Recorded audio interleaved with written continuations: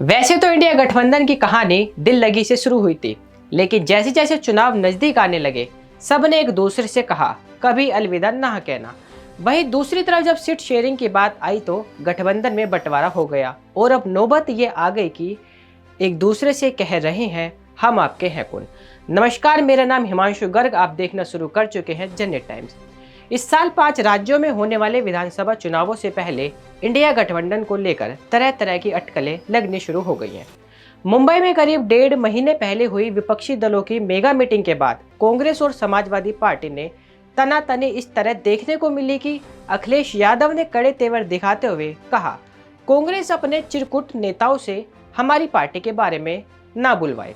दरअसल एमपी में जब विधानसभा चुनावों के लिए कांग्रेस ने उम्मीदवारों की घोषणा की तो अखिलेश ने खुलकर निशाना साधा। इस बीच अब चर्चा है आपसी विवाद के चलते इंडिया गठबंधन की शुरुआत प्रचार प्रसार और दलों की बैठक में किए गए बड़े बड़े वादों को पूरे करने की तैयारी धरी की धरी रह गई। साझा रैली से लेकर लोगों यानी चुनाव चिन्ह तक अब भी तय नहीं हो सका है। दरअसल मुंबई में जब विपक्षी दलों की मेगा मीटिंग की गई तो तृणमूल कांग्रेस की चीफ ममता बनर्जी और आम आदमी पार्टी के संयोजक अरविंद केजरीवाल की तरफ से कहा गया सीटों का बंटवारा सितंबर तक पूरा हो जाना चाहिए। इस दौरान विपक्षी पार्टियों ने संकल्प लेते हुए ये भी कहा था इंडिया पार्टियां आगामी लोकसभा चुनाव जहां तक संभव हो मिलकर लड़ेंगे। लेकिन गठबंधन के इस प्रस्ताव पर अब तक कोई भी प्रतिक्रिया सामने नहीं आई है। राजनीति विशेषज्ञों का कहना है ममता बनर्जी सीट बंटवारे की कोई निश्चित समय सीमा नहीं दिए जाने से नाराज थी, क्योंकि इसमें कहा गया इंडिया पार्टी जहां तक संभव हो लोकसभा चुनाव लड़ने की कोशिश करेगी। लेकिन इससे पहले ही इसमें शामिल पार्टियों के बीच खटास नजर आने लगी।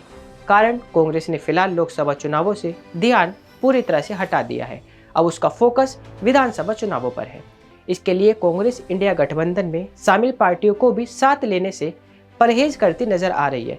लेकिन अब देखना यह होगा कि इंडिया गठबंधन आगे कितना और चल पाता है या चुनाव आने से पहले ही ताश के पत्तों की तरह बिखर जाता है। आप इस खबर को लेकर क्या सोचते हैं, कमेंट कर जरूर बताएं और देखते रहिए जनहित टाइम्स।